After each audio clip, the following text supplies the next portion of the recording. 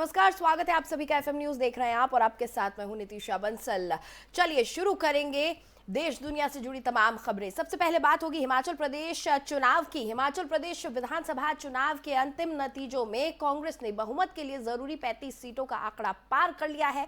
कांग्रेस ने राज्य की 68 से 40 सीटों पर जीत हासिल की है। वहीं बीजेपी 25 सीटों पर सिमट गई। 3 सीटों पर निर्दलीयों ने जीत हासिल की है। हिमाचल प्रदेश विधानसभा चुनाव में कांग्रेस को क्लियर मेजॉरिटी मिलने के बाद मुख्यमंत्री के चेहरे को लेकर मंथन शुरू हो गया है। कांग्रेस ने नई सरकार के गठन को लेकर नवनिर्वाचित विधायकों की बैठक शुक्रवार को शिमला में बुलाई है। इसमें हिमाचल प्रदेश के प्रभारी राजीव शुक्ला और छत्तीसगढ़ के मुख्यमंत्री भूपेश बघेल समेत हरियाणा के पूर्व मुख्यमंत्री भूपेंद्र पटेल और भूपेंद्र सिंह हुड्डा भी इसमें शामिल होंगे। इस बैठक में नई सरकार के गठन से लेकर राज्य के अगले मुख्यमंत्री के नाम को लेकर चर्चा की जाएगी।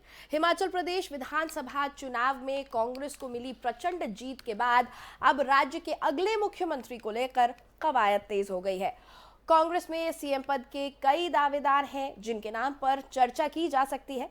हिमाचल के अगले मुख्यमंत्री की दौड़ में हिमाचल कांग्रेस के अध्यक्ष प्रतिभा सिंह समेत पूर्व प्रदेशाध्यक्ष सुखविंदर सिंह सुक्खू, मुकेश अग्निहोत्री, ठाकुर कौन सिंह और आशा कुमारी के नाम की चर्चा है। हिमाचल प्रदेश में कांग्रेस और बीजेपी के वोट प्रतिशत का अंतर 1% से भी कम था। ये बात मोदी और बीजेपी अध्यक्ष जेपी नड्डा ने शाम को दिल्ली में बीजेपी मुख्यालय में पार्टी कार्यकर्ताओं को अपने संबोधन में कही।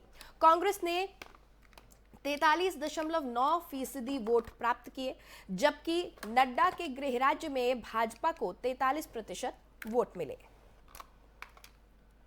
चेहरा कौन होगा सीएम का? आप होंगी चेहरा, कौन होगा चेहरा सीएम? देखिए, मैंने आपको ये कहा है कि पहले जो मेरे को हाईकमांड ने ड्यूटी दी, उन्होंने कहा आप उपचुनाव में मैदान में उतरे, वो मैंने बड़ी निष्ठा से ईमानदारी से उस काम को किया और उसमें जीत हासिल की।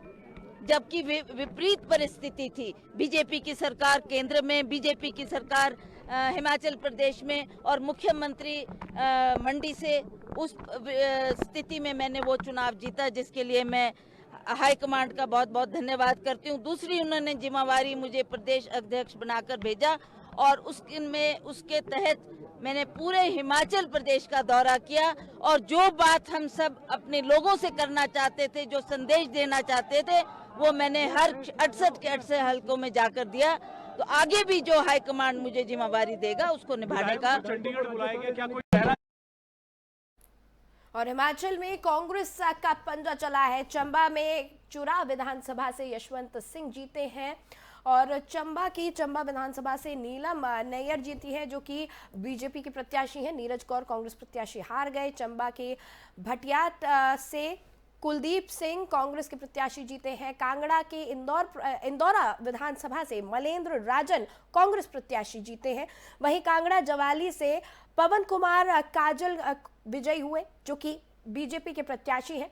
और कांगड़ा जिले की जसवा परागपुर विधानसभा से विक्रम ठाकुर बीजेपी प्रत्याशी विजयी हुए हैं। और कांगड़ा की जयसिंहपुर विधानसभा से यादवेंद्र गोमा, जो कि कांग्रेस प्रत्याशी हैं, वो विजयी हुए। कांगड़ा की नगरोटा विधानसभा से रघुवीर सिंह कांग्रेस प्रत्याशी विजयी हुए हैं। वहीं कांगड़ा की शाहपुर विधानसभा से केवल सिंह पठानिया, जो कि कांग्रेस प्रत्याशी हैं, उन्होंने जीत दर्ज की है। कांगड़ा की पालमपुर विधानसभा से आशीष बुटेल जीते। वहीं लाहौल स्पीति विधानसभा से कांग्रेस जीती है। कुल्लू की कुल्लू विधानसभा से भी सुंदर ठाकुर, जो कि कांग्रेस प्रत्याशी हैं, उन्होंने जीत दर्ज की है। और कुल्लू की आनी विधानसभा से लोकेंद्र कुमार बीजेपी प्रत्याशी विजयी हुए हैं। मंडी के सुंदरनगर विधानसभा से राकेश जम्वाल बीजेपी प्रत्याशी विजयी हुए हैं। और मंडी की सिराज विधानसभा से जयराम ठाकुर विजयी हुए हैं। मंडी के जोगिंदर नगर विधानसभा से प्रकाश प्रेम कुमार विजयी हुए हैं।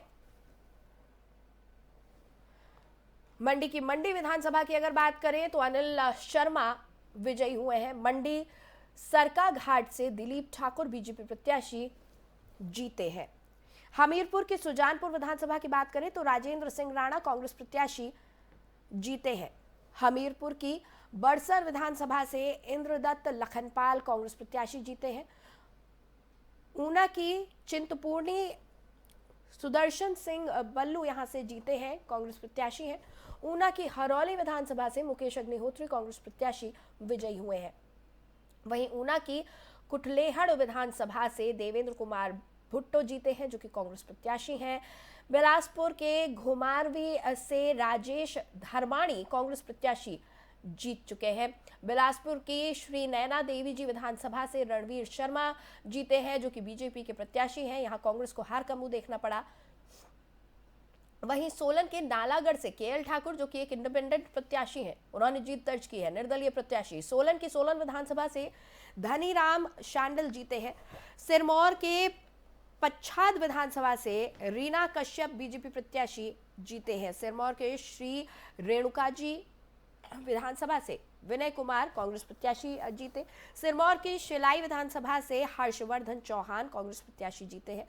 और शिमला की ठियोग विधानसभा की बात करें तो यहां पर कांग्रेस जीती है। कांग्रेस प्रत्याशी कुलदीप सिंह विजयी हुए। शिमला की शिमला विधानसभा से हरीश जनार्था पर कांग्रेस पर जनता ने भरोसा जताया है। वहीं शिमला की जुब्बल कोटखाई से रोहित ठाकुर कांग्रेस प्रत्याशी को जनता ने अपना आशीर्वाद दिया है। शिमला रोहड़ू से मोहनलाल विजयी हुए हैं।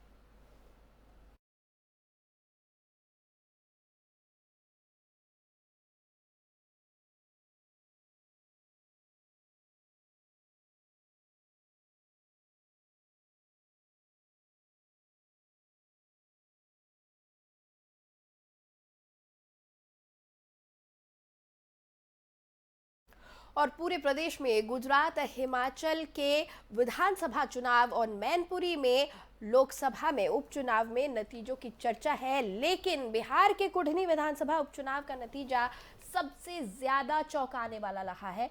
विपक्षी एकता का झंडा उठाए बिहार के सीएम नीतीश कुमार की पार्टी जेडीयू के प्रत्याशी मनोज कुशवाहा सारे समीकरण पक्ष में होते हुए भी हार गए। इस जीत में सबसे बड़ा फैक्टर बनकर चिराग पासवान बनकर उभरे हैं और ये सीट नीतीश कुमार की प्रतिष्ठा का सवाल बन गई थी। आरजेडी के साथ मिलकर सरकार बनाने के बाद नीतीश कुमार के लिए ये पहला चुनाव था। नीतीश खुद को ईसीबी के नेता के तौर पर मानते हैं। इसके साथ ही जेडीयू आरजेडी का वोट प्रतिशत मिला दें तो बिहार में महागठबंधन इतना मजबूत हो जाता है कि बीजेपी इसके आगे न टिकती है।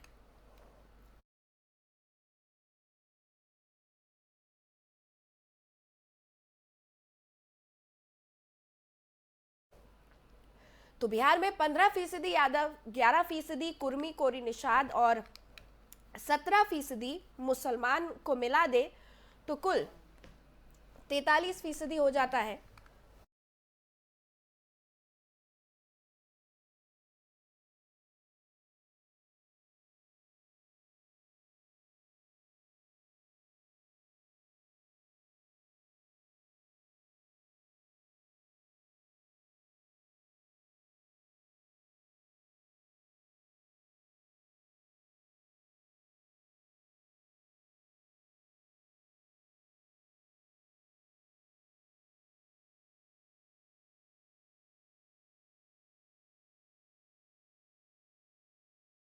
और प्रधानमंत्री नरेंद्र मोदी के करिश्मे के दम पर बीजेपी ने गुजरात विधानसभा चुनाव में रिकॉर्ड तोड़ 7वीं बार जीत हासिल कर सत्ता बरकरार रखी है और राज्य में अब तक का सबसे बड़ा बहुमत हासिल किया है। बीजेपी ने जहां मोदी और केंद्रीय गृह मंत्री अमित शाह के गृह राज्य में ऐतिहासिक जीत के साथ नया कीर्तिमान स्थापित किया, वहीं वो बीजेपी अध्यक्ष जेपी नड्डा के गृह राज्य हिमाचल प्रदेश में कांटे की टक्कर के बाद कांग्रेस से हार गई और पर्वतीय राज्य ने लगभग 4 दशकों से चली आ रही उस परंपरा को बरकरार रखा जिसमें वो भाजपा और कांग्रेस को बारी बारी से शासन करने का मौका देती है। गुजरात में मोदी की लोकप्रियता में कोई कमी नहीं आई और उन्होंने 31 चुनावी रैलियों को संबोधित कर अपने गृह राज्य में अपनी पार्टी के लिए जमकर प्रचार किया। राज्य में 3/4 से ज्यादा बहुमत हासिल कर बीजेपी ने अब तक की सबसे रिकॉर्ड तोड़ जीत हासिल की है। बीजेपी की आंधी में कांग्रेस राज्य में अपने अब तक के सबसे निचले स्तर पर चली गई और बड़े बड़े दावे करने वाली आम आदमी पार्टी भी उसकी टक्कर में नहीं आ पाई। बीजेपी की गुजरात इकाई के अध्यक्ष CR पाटिल ने कहा कि राज्य में पार्टी के 60 वर्षीय मृदुभाषी चेहरे भूपेंद्र पटेल मुख्यमंत्री बने रहेंगे और उनका शपथ ग्रहण समारोह 12 दिसंबर को होगा। पटेल ने अहमदाबाद की घाटलोडिया सीट से पटेल ने 1,92,000 मतों के भारी अंतर से जीत दर्ज की है।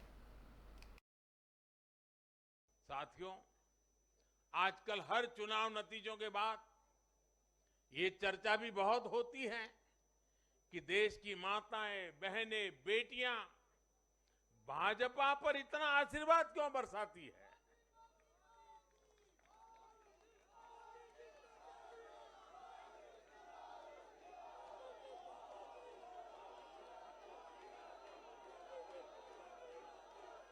अगर कोई ईमानदारी से आत्मचिंतन करे तो ये पाएगा कि आजादी के बाद से पहली बार आज देश में एक ऐसी सरकार है जो महिलाओं की समस्याएं, उनकी चुनौतियां, उनकी आवश्यकताएं, उनकी आकांक्षाएं उसे समझने का लगातार प्रयास कर रही है और उसके अनुसार काम की योजना बनाती है।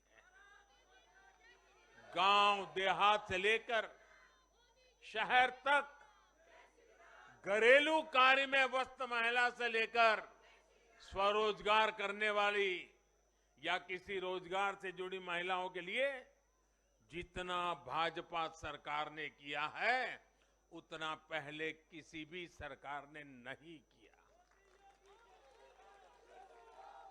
महिलाओं के लिए पहले की सरकारों के 70 साल के कार्यों की तुलना में भाजपा सरकार के 7-8 साल के कार्य कहीं ज्यादा है और इसलिए आज जब भी चुनाव होते हैं तो देश की माताएं, बहनें, बेटियां कमल के निशान का सिर्फ बटन ही नहीं दबाती, उनके हाथों में एक आशीष का भाव होता है, आशीर्वाद का भाव होता है और जब वो उंगली कमल के बटन पर रखती हैं तब वो हम जैसे लाखों कार्यकर्ताओं के सर पे विजय तिलक भी लगा देती है।